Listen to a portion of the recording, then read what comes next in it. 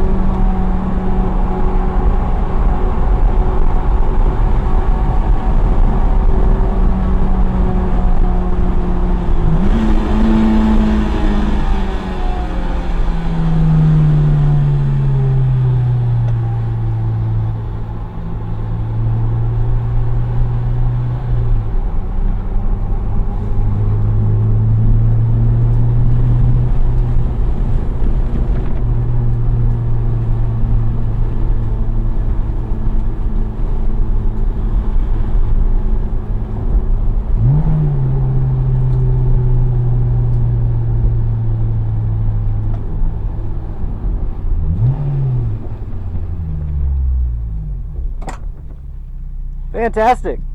Huh? Fantastic. What do you, how fast, like, what percentage were you going? I was going about 90. Really? Yeah. It's really loose in the rear. Like, is that good or bad? It's too loose. So like it's very, very sensitive to aerodynamics. Yeah. Very sensitive. So if you felt it going over turn 8, Yeah. it was like it's good, it's good, it's good, and then as we exit 8, it's not good. Yeah. Like it's not good. It needs a front splitter. A front Splitter. What's a splitter? Front wing underneath chin spoiler. Did I not put it on? No, it needs a big one, like a board with struts to attach it like a race car. Because I had them replace this because on the front already. Yeah, you need more. What they recommended. So you need like an ARP front splitter. Something like a race car. The wing is too big. So it provides good downforce, but it removes too much weight from the front tires at high speed. So like turn 6, it's pretty limited. Turn 6 is a limitation. Turn 8 is a limitation. Turn 10 is a limitation. Unless I brake real aggressive going into turn 10 and really load the nose up and keep the nose on the ground, it's hesitant to turn. So that's what track spec added, the front and the back, the wing. Right. Supposedly for aerodynamics. Yes. And I didn't give them a price point. I just said buy whatever's going to be the best. Right. Well. So your recommendation is get a different front bumper. No, not even. You don't have to do a different front bumper. You just want to do a front air splitter. So it's something that goes underneath the bumper and it extends out like this far underneath the car. Okay. And you'll have to get supports drilled into the bumper that'll come down. Gotcha. But it'll give you the downforce. You're saying the wing's too big? It's not too big. It's too big for what we have right now. It's too big for what we have right now. It's just pushing the back end down too much at high speed. So you're saying if I get the front splitter, it'll be okay? Yeah, I think so. And then what else would you recommend? The shocks are quite stiff. What's the suspension that you have on them? JRZ? What's that? JRZ? JRZ. I don't even know. I have no experience with them. It's like a 10K suspension. Really? Yeah. Are they adjustable? Yeah. Okay, then that's what we need to do. They're adjusted for like Laguna or something like that, real smooth, and they just kind of, they're a little too stiff. So when you're in transient load, it's nervous to come. It loads the front. The front like loads up really good and it drops down really nice. The dampening controls the speed at which the rear and the front and the rear change direction when you load them. So the front comes down and then the rear doesn't come up. That's part of the problem. So when we get that initial brake hit, did you notice how it really feels like we go forward and not down? I see. That's because it's not allowing the rear to come up. So your rebound in the rear needs to get softer. Also, when we went over the curbs, did you notice that it really bounced up and it didn't come back down? So if the rebound is stiff, it doesn't let the wheel come back down. It comes down too slow instead of coming down like this. So when we go over a bump, it goes up and then it doesn't come back down. It just stays up and then we fall. But if we lower the compression setting in the rear, or the rebound in the rear, it'll drop down faster and it'll cushion that fall. So it's very nervous over bumps, and it's very nervous in like transient states when I'm like coming on or off the brake. Yeah. Okay. Yeah. And then does it have sway bars? Does it have adjustable sway bars? No. If it has adjustable sway bars, make the rear softer. That's what I would do.